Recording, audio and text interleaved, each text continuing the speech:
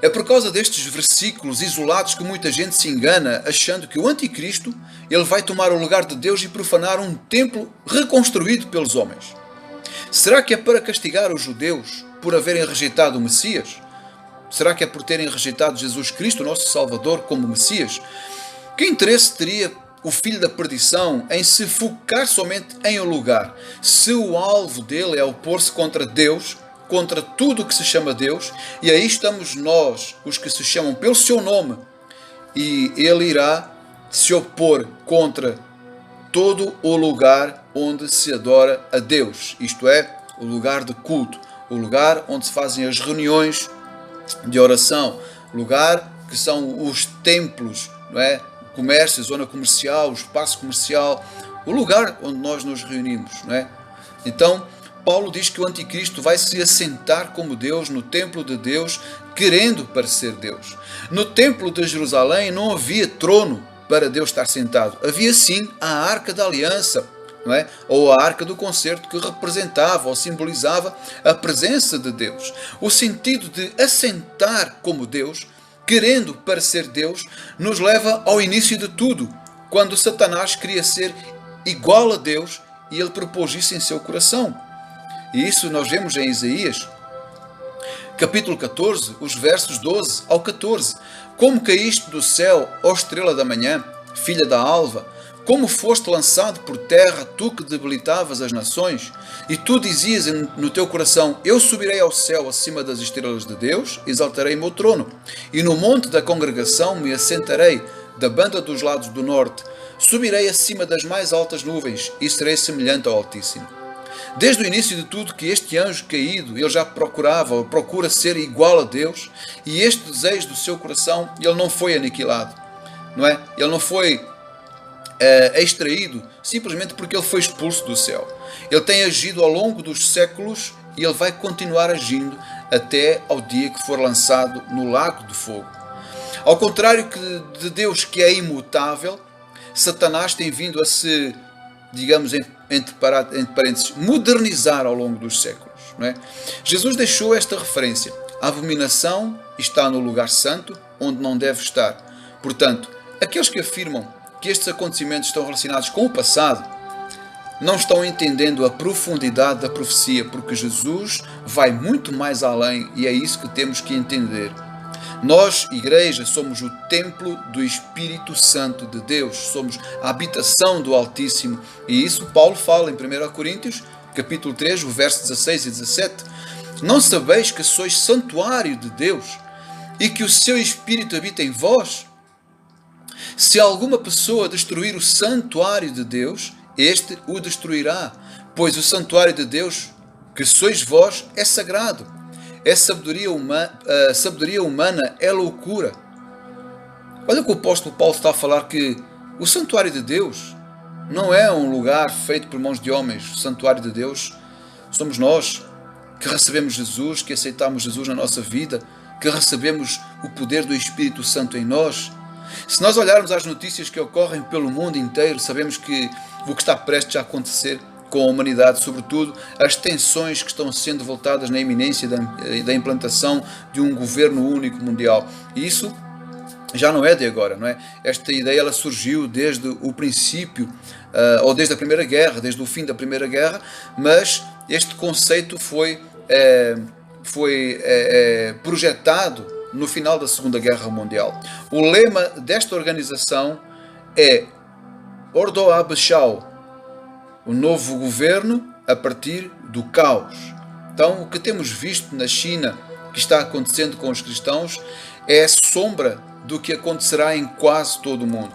Os lugares de culto a Deus estão a ser destruídos por parte das autoridades governamentais, e isso tem tudo a ver com Daniel capítulo 12, o verso 11, quando diz que o templo em que o contínuo sacrifício for tirado. Por isso Jesus diz, quem lê, que entenda. É necessário ler para entender. Que sacrifício é esse que Daniel fala? Será o sacrifício de animais? Será o holocausto? Não é? Voltará tudo a ser como era antes, no tempo dos judeus? Antes de Jesus voltar, antes de Jesus estar nesta terra para exercer o seu ministério? Mas não é isso que Paulo fala, e ele é bem claro nas suas palavras. Romanos capítulo 12, verso 1, diz: rogo-vos, pois, irmãos, pelas misericórdias de Deus, que apresenteis o vosso corpo por sacrifício vivo, santo e agradável a Deus, que é o vosso culto racional. Então o sacrifício vivo somos nós, quando estamos reunidos no nome de Jesus para prestar culto a Deus em adoração, com as nossas orações, com cânticos, com hinos de louvor, com hinos de exaltação ao Senhor. Mas a profecia diz que esse tempo de culto irá cessar. E tudo isso para que seja prestada adoração ao sistema do anticristo, porque ele não vai aceitar que ninguém adore outro Deus, outra divindade, outro ser, a não ser ele mesmo. As Bíblias na China elas estão a ser recolhidas, precisamente porque estão a ser interditadas. Por isso o salmista ele faz uma referência muito importante. O Salmo 119, o verso 11 e o 12: escondi a tua palavra no meu coração para eu não pecar contra ti, bendito és tu, ó Senhor. Talvez você esteja dizendo que isso não tem nada a ver com a abominação desoladora, não é? Com a abominável desolação. Até aqui parece que não tem nada a ver. Jesus respondeu e disse, João capítulo 14, o verso 23 ao 26: se alguém me ama, guardará a minha palavra e meu Pai o amará, e viremos para ele e faremos nele morada. Quem não me ama não guarda as minhas palavras. Ora, perdão, a palavra que ouvistes não é minha, mas do Pai que me enviou. Tenho-vos dito isto, estando convosco. Mas aquele Consolador, o Espírito Santo, que o Pai enviará em meu nome, esse vos ensinará todas as coisas e vos fará lembrar de tudo quanto vos tenho dito. Em 2 Timóteo capítulo 3, o verso 1: sabe, porém, isto, que nos últimos dias sobrevirão tempos trabalhosos. Quando a Bíblia em Apocalipse fala em uma imagem, e lhe será dado um espírito que fale e matará quem não adorar, certamente não está a falar de uma pessoa, mas sim de um sistema. Será o épice do governo tecnocrático, não é? O governo da tecnologia. E de seguida eu vou apresentar alguns argumentos relacionados a este assunto que nos irão abrir a nossa mente acerca das profecias e o quão rápido nós estamos avançando no projeto da implantação da vinda dessa besta, não é? Da chegada dessa besta. Recentemente, um dos fundadores da Google disse isto que eu passo a citar. Estas citações que eu vou referenciar agora aqui são muito importantes e vai nos fazer entender tudo o que está a ser estudado até aqui. Há mais evidências para a existência do Google do que qualquer outro Deus adorado hoje. Google é omnisciente, Google é omnipresente, Google responde a todas as nossas orações. Quem disse isto foi um dos fundadores da Google. Eles são dois, que é Sergey Brin e Larry Page. Um dos dois ele falou acerca disto. Agora pergunto, quem tem estas características de ser omnipotente, omnisciente, omnipresente, que responde às nossas orações? Só Deus. Mas Satanás quer imitar o Criador. Outro, nos próximos anos eu espero ver a transformação digital da vida trazer grandes mudanças. Todas as coisas, desde a ciência até à saúde, sensores, robótica. Quem falou isto foi Mitchell Baker, Fundação Mozilla nos Estados Unidos. Outro, a tecnologia da informação, a aceleração que vemos, a inteligência artificial, você olha de maneira geral e pode ver que muita coisa está acontecendo. É realmente a noção da tecnologia digital impactando perseverantemente todos os ramos da vida. Isto é uma referência de Mark Benioff, da Salesforce em Estados Unidos da América. Outra referência, veremos o impacto tecnológico em toda a indústria operária em todas as partes do planeta. Foi Satya Nadella, da Microsoft Corporation, Estados Unidos. Outra referência, a velocidade é esmagadora e eu estou particularmente preocupado sobre o quão pouco o mundo está preparado para a quarta revolução industrial. Quem falou foi Klaus Schwab, fundador executivo da Sherman em Washington, Estados Unidos. Temos também uma referência de um documentário de New York Times escreveu isto: é por isso que eu digo que o Google, combinado com o Wi-Fi, é um pouco como Deus. Deus é sem fio, Deus está em todo lugar e Deus vê e sabe tudo. Ao longo da história, pessoas conectam-se a Deus sem fios, e agora, para muitas perguntas no mundo, você pode perguntar ao Google e cada vez mais pode fazê-lo sem fios também. Estamos literalmente começando o potencial dessa unificação. Google não se trata de mais um motor de busca, se trata da criação de um Deus, disse o fundador da Google. Isto faz arrepiar estas palavras. Estas declarações são muito fortes, sobretudo quando fala sobre a unificação e substituir Deus, que tudo sabe, pela tecnologia. Isto é, na verdade, uma afronta direta contra Deus. E ele disse mais: o mecanismo de busca perfeito seria a mente de Deus. Temos uma outra referência, Mukesh Ambani, da Reliance Industries da Índia. Ele disse: a própria humanidade mudará com a superinteligência A própria humanidade mudará com a superinteligência artificial. Estamos no limiar dessa era. Isto foi o que falou Mukesh Ambani. Um executivo da Google e da Uber está organizando uma nova religião. Escute isto. O organizador é Anthony Lewandowski. Ele é um especialista do Vale do Silício em veículos autónomos. Diz ele: a religião é chamada o caminho do futuro. A Bíblia dessa religião se chama o Manual. Nós cristãos conhecemos um só caminho, que é Jesus Cristo, e um só manual, que é a Palavra de Deus. Esta religião espera construir templos e manter cultos para adorar ao seu Deus. E quem é, ou o que é, o Deus do caminho do futuro? Lewandowski acredita que é um cérebro global de inteligência artificial que evoluirá para um Deus que em breve será adorado pela humanidade. Ele disse isso e disse muito mais numa revista Wired, que eu vou citar: o que será criado será efetivamente um Deus. Não um Deus no sentido que causa relâmpagos e furacões, mas se há algo 1 bilhão de vezes mais esperto do que o humano, mais esperto que existe, do que mais você o chamaria? Você já ouviu falar acerca da Agenda 2030 da ONU? Na verdade, é um plano de objetivos para melhoramentos, não é, da sociedade, segundo eles. Recentemente houve um Congresso Mundial da Telefonia e nesse congresso não houve nenhuma discussão sobre adorar um só Deus. Todos estavam de acordo com um projeto tecnológico, pois se referiam a um cérebro global. A referência é a construção de um mundo da internet das coisas, onde todos os dispositivos que nós temos em nossa casa deverão possuir microchips que serão conectados à internet e conectados uns com os outros, e mesmo a própria pessoa será conectada a essas coisas. Nesse congresso eles disseram: à medida que esses dispositivos se multiplicam por todo o mundo, em que haverá bilhões deles, as pessoas terão um cérebro global, podendo se comunicar uns com os outros por este sistema. Tudo isto é muito interessante. Atualmente existem centenas e centenas de satélites no espaço que estão servindo ao serviço do monitoramento das pessoas através de câmaras de vigilância. Certamente que você já deve ter visto como está a ser feito na China, ou nos Estados Unidos, ou até mesmo no Brasil, não é? Em algumas cidades. O controle por videovigilância, câmaras por todo o lado. Nós começamos a nos adaptar a este meio de segurança. É, na verdade, a introdução para a inteligência artificial.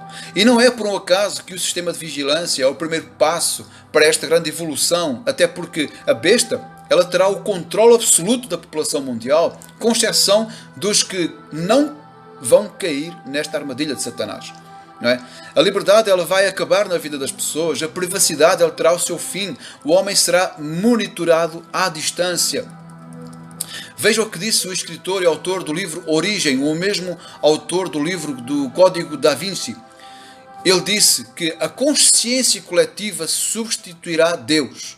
Segundo ele, Jesus não passa de alguém que fez alguns milagres e nos ensinou as obras de compaixão. Jesus não nasceu de uma virgem, porque isso é impossível, simplesmente porque a ciência ainda não descobriu essa fórmula, disse ele. Um outro autor de um outro livro, ele que está também afirmando este projeto, ele disse: a humanidade não precisa mais de Deus, mas pode desenvolver uma nova forma de consciência coletiva com a ajuda da inteligência artificial que cumpra a função da religião. Quem disse isto foi Dan Brown. Para concluir estes argumentos e estas informações e podermos terminar o raciocínio profético, não é, deste versículo 15 de Mateus 24, um dos engenheiros da Google, Ray Kurzweil, ele afirma que até 2029 todo o ser humano estará conectado a um computador universal através do implante de microchip no cérebro, mais propriamente no neocórtex, que é a parte do cérebro em que se formam os nossos pensamentos, onde estão armazenados os nossos pensamentos, que é a chamada nuvem. E estamos a falar de uma evolução rápida, que no decorrer desta década muitas coisas vão acontecer. Através deste implante o cérebro poderá ter uma interação com a internet através da força da mente. Não é? Este ponto está ligado com o referido anteriormente, em que as pessoas terão conexão com objetos. Já pensou o que é isso? É tipo uma telepatia das coisas. A tecnologia sempre teve dois lados, o lado bom e o lado mau das coisas, não é? Repare nesta observação. Para a elite, para os senhores do mundo, levar avante este seu projeto diabólico, jamais eles vão falar das coisas ruins, não é? Jamais eles vão alertar para os perigos e as consequências dos seus objetivos. Antes, pelo contrário, eles vão abordar os benefícios. E por que será? Porque o ser humano é facilmente influenciado pela neurolinguística, ou seja, pelas palavras que provocam adrenalina, fazem convencer as pessoas de que aquilo que estão a falar, não é muito bom. Temos esse exemplo bíblico que fala sobre isso, não é? No Éden, quando no jardim havia a árvore do bem e do mal, não é? Que era prejudicial, mas a serpente, o Satanás, que usou a serpente, convenceu Eva de que não era assim exatamente como Deus havia dito, mas mostrou-lhe o benefício e ela aceitou. Pois então, qual é a mensagem que os governantes, não é, eles vão transmitir e nos têm transmitido frequentemente? Eles têm falado muito acerca de saúde, preservar a saúde, contribuir com o bom funcionamento do sistema de saúde, porque o que está precisamente em causa neste momento é a luta contra esta doença pandémica que afeta a saúde. O Organismo Mundial de Saúde constantemente nos alerta que ainda não estamos fora do perigo, que outros surtos virão e é necessário estarmos prevenidos. Então, as pessoas elas estão a ser sensibilizadas pelo fator medo, por causa do desconhecido. E desta forma as pessoas assimilam que é preciso realmente fazer alguma coisa pela saúde. Daí a solução que for apresentada para cuidar da saúde será como água no deserto. Através do sistema da Neuralink, que é esse sistema que será implantado, não é, o chip no cérebro, a mensagem transmitida é sempre de benefício, mas desta forma serão controlados os pensamentos das pessoas. As pessoas passarão a ser manipuladas por um sistema aos quais elas estão conectadas. Não faz muito tempo, tem alguns dias apenas, em que surgiu uma notícia de que o presidente francês ele está disposto a tomar a direção da ONU, embora outras personalidades estejam também de olho nessa cadeira do poder, mas ele disse que está mais do que na hora de criptar a população mundial. Agora, o que é isso, criptar? Nada mais é do que introduzir um código nas pessoas, como se fosse uma mercadoria, que tem o código QR, não é? Que é um código de barras bidimensional, que pode ser escaneado através de um aparelho de telefone. Do mesmo jeito, a pessoa ela passa a ser rastreada como se fosse uma encomenda por internet, que você sabe onde é que ela está e a que hora chega à porta da sua casa em tempo real. Aliás, este método ele está a ser usado por muitas empresas de logística através de um método geolocalizador, ou GPS. Né? Esse código QR contém o endereço, contém o número de telefone, contém a sua geolocalização, contém um mail, e isto para as mercadorias. Não é? Agora, para o ser humano, serão usadas ou introduzidas as bases, como documentação base, como a identidade, o cartão de vacinas, acesso à conta bancária para poder comprar, para poder vender, relativamente àquilo que está marcado, está escrito em Apocalipse, não é? Entre outros dados pessoais. O sistema vai fazer a identificação universal da população mundial. Segundo os protagonistas desta fórmula teológica, não haverá roubos, as pessoas poderão andar na rua tranquilamente sem documentos, ou seja, sem o porte de documentos, porque os documentos estarão dentro dela, não é? Sem usar as carteiras, e a vida vai se tornar muito mais prática, muito mais fácil, muito mais simplificada. Oh Jesus, tem misericórdia do ser humano, Pai, tem misericórdia de nós. Agora, para entendermos a profecia de Jesus, a abominação desoladora, eu vou fazer um próximo vídeo para concluir. Aí nós vamos entender exatamente tudo o que foi estudado até aqui de uma forma mais profunda. Mas será para a outra parte do vídeo.